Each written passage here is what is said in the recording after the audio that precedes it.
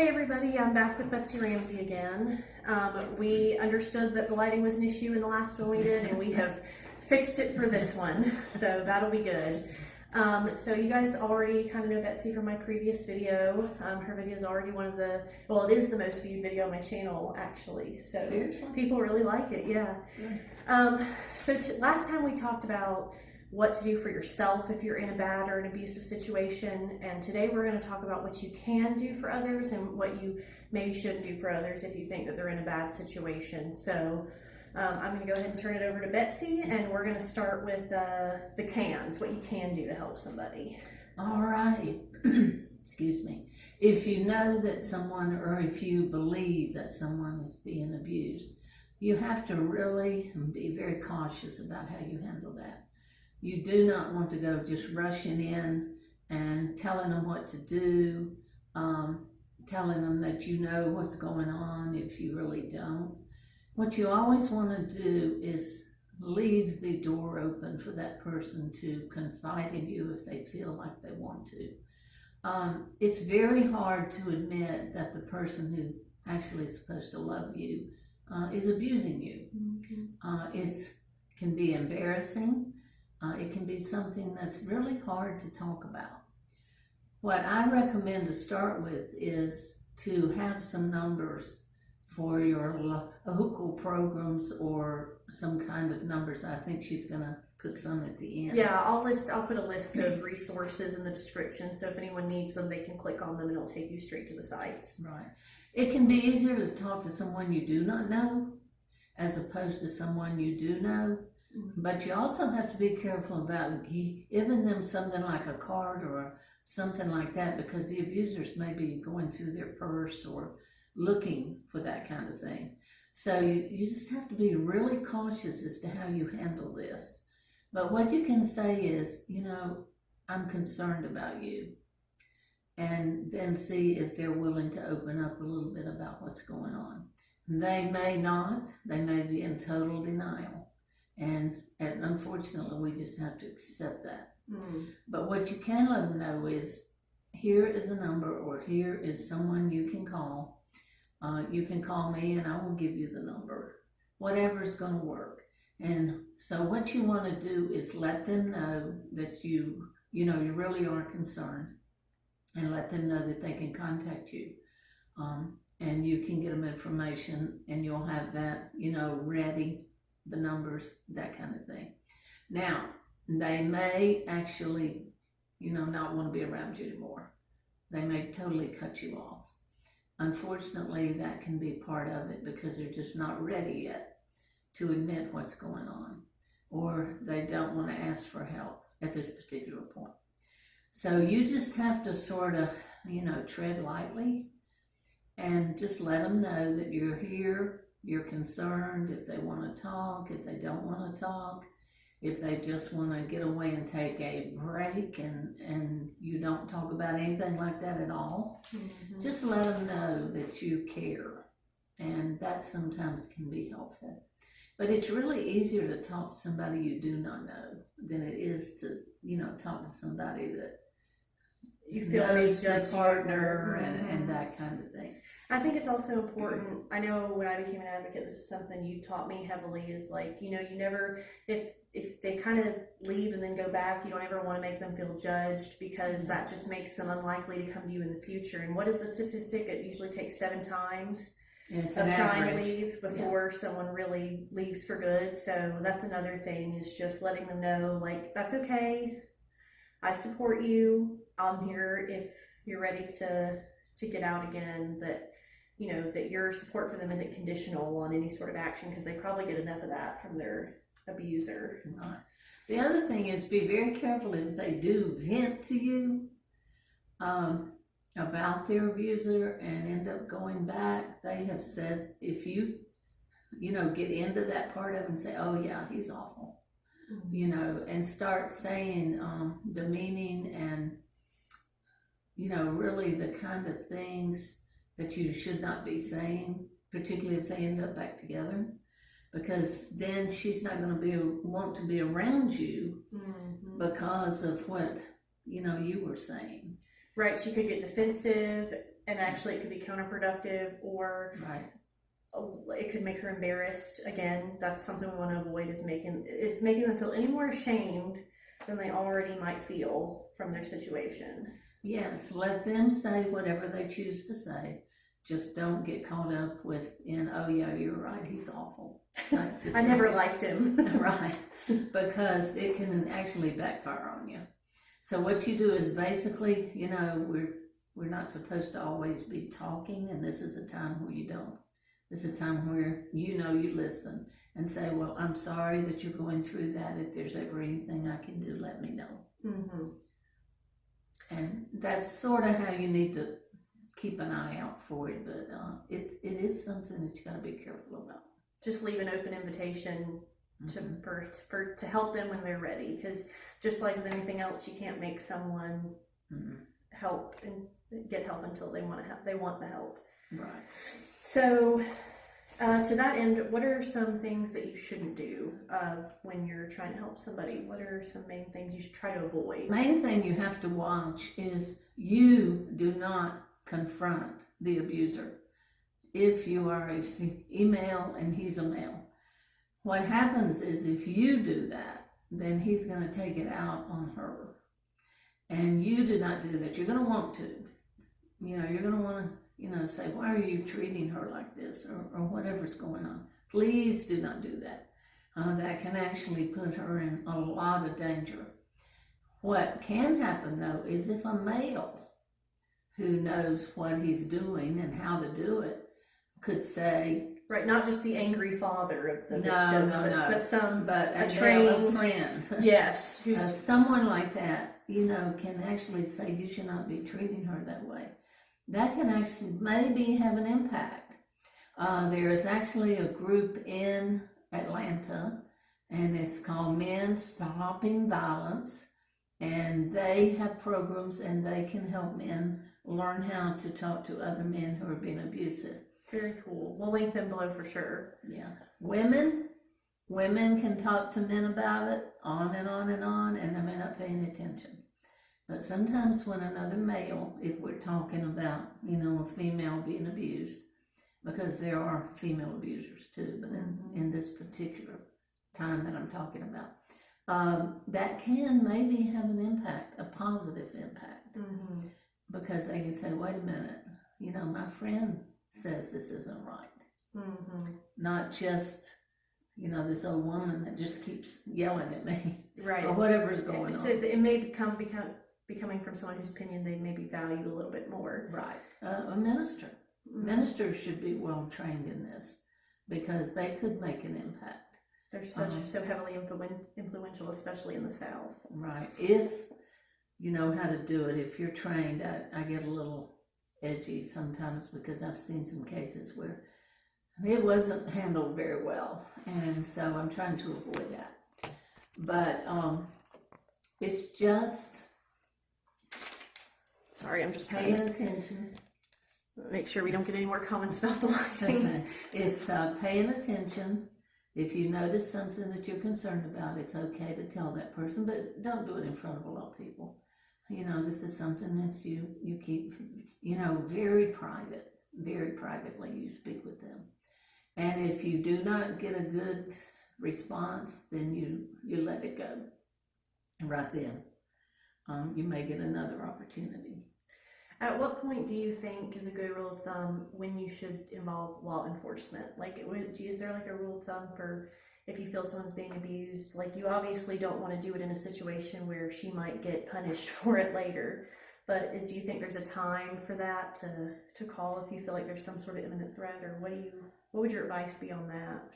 Well, she's going to get blamed for everything. It doesn't matter, even if she doesn't have anything to do with it. The time that I tell people, please call law enforcement, if you actually, are seeing someone being abused. If you see someone get hit, if you see someone mistreating someone, whether it's an adult, a child, or whomever, then yes, call 911. I don't recommend that you get in the middle of it. I mean, that's a personal choice, but you have to be careful about that, because you're dealing with someone who can be very, very dangerous.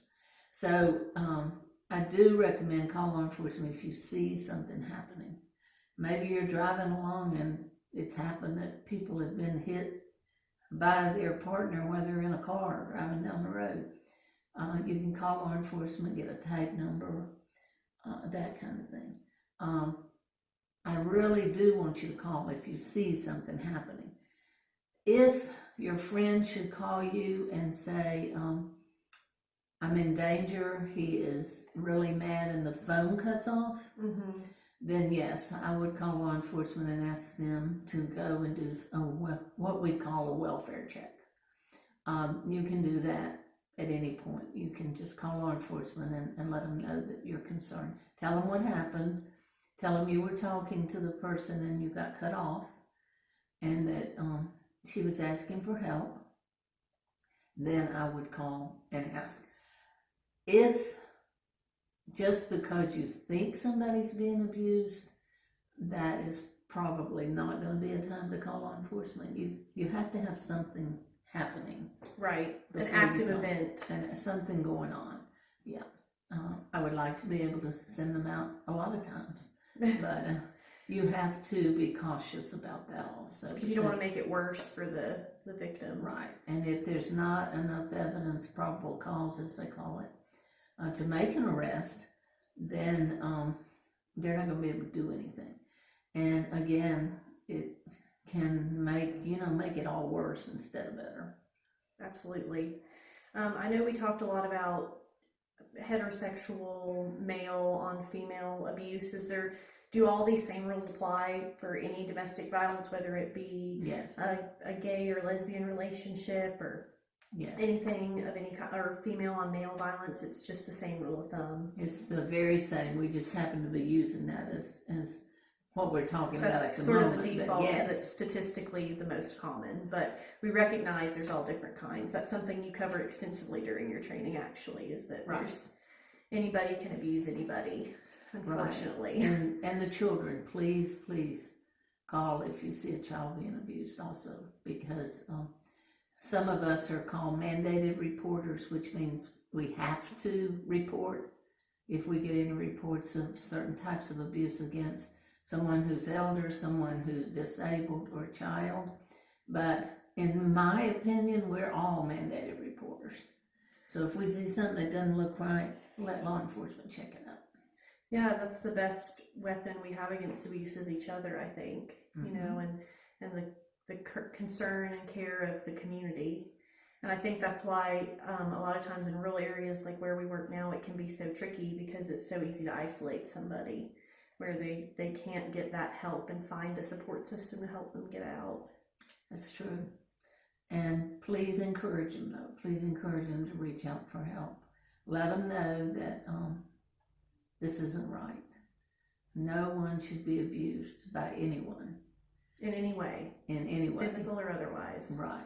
And let them know that, because what happens is they begin chipping away, with the verbal abuse, and then it escalates. And so this person may not really feel good about themselves at all. And we just have to be aware that that's the reality to them. It is the reality.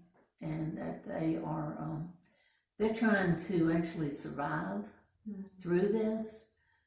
They're wanting to have a good relationship, but they want to not be abused. And unfortunately, sometimes you can't. If you're going to be in this particular relationship, it may be abusive. Now, there are going to be times. There's going to be some good times, so to speak, with most cases. It's all case by case. And that sort of can keep you in there too. Right, they give you just enough good to give you just enough hope that you put up with the really bad times. Right, to know, well, he can be nice to me. Right, they want that relationship, but the thing with that is they have that other side of it where it's really toxic and dangerous. It is, and please, if someone does tell you that they're being abused, don't immediately say, oh no, I know him or her. They can't be abusing you. Please don't do that. Because as soon as that happens, they're going to think, oh, well, nobody's going to believe me. Mm. And I've actually had those calls. You know, this person may present very, very well out in public. And what you are seeing and what they're seeing at home are two different things. But please never dismiss it. Again, let them know there's numbers, there's people they can call. Don't just say, oh, no, I know your husband or wife or whomever it is. He must not have meant it that way, or they must have whatever. Yeah, that can't be happening. Because your reaction is going to be really important to them if they get to the point where they, you know, feel like they can share. And I remember a woman who told me she didn't think anybody would believe her. And so she went and told a man who was a good friend of his. And he didn't. And then she said, I had no hope. Mm. But then at some point she called an agency. And when she called the agencies, you know, we don't judge.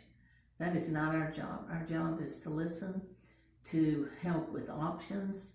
We don't tell them what to do. They've already got somebody telling them what to do.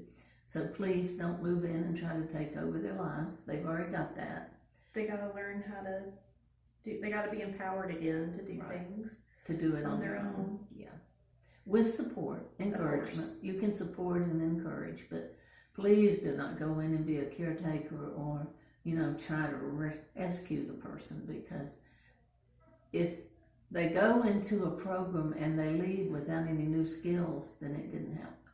Mm-hmm. So the goal is to help them get some new skills.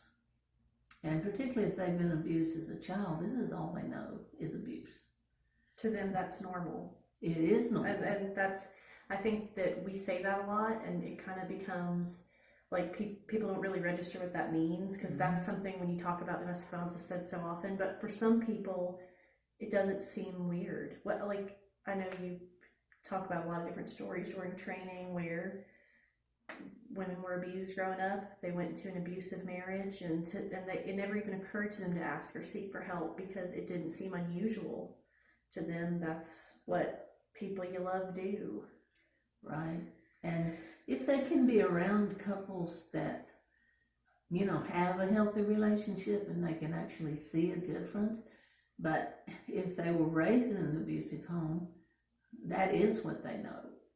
That is their, you know, their view of a healthy relationship, or a relationship, whether it's healthy or not. Mm-hmm. And so they don't know anything else. And sometimes just helping them realize this is not the way it's supposed to be. And that can make an impact, because there's so much different abuse that's going on through all of this. And like I said, it's case by case. But what we have to do is try to encourage them and let them know you are not, you know, worthless. You're not a horrible human being. You don't deserve it. You don't deserve to be abused, because they may have not have heard that, you know, from anyone, according to what's going on in their lives. Right. Exactly. Let's see. Was there anything else we wanted to cover? I think that's pretty much everything for this one. We have at least one more video planned together that will be really interesting. I'm excited for it. Which that one will be up probably next week if we are able to keep up with the schedule that we're on. Right. But, you know, as always, thanks so much for coming on. Like I said, you're my most popular guest so far. Oh, okay. Well, you know, I didn't really want to do this, so. Oh, that makes it sound horrible, like I forced you to do this. No, I do have to thank you, because I did go out of my comfort zone.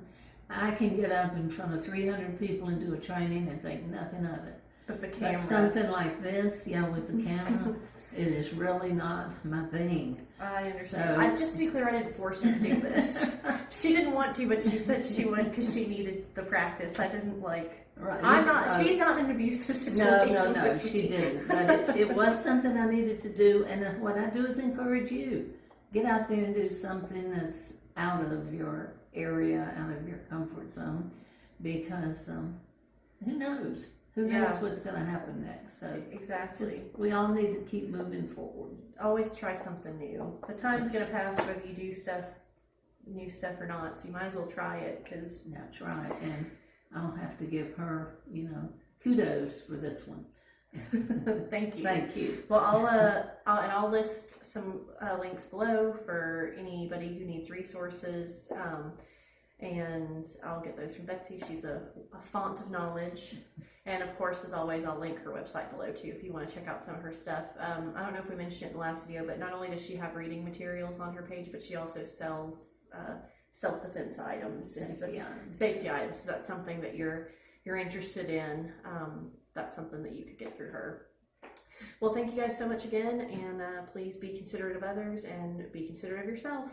Bye. Bye.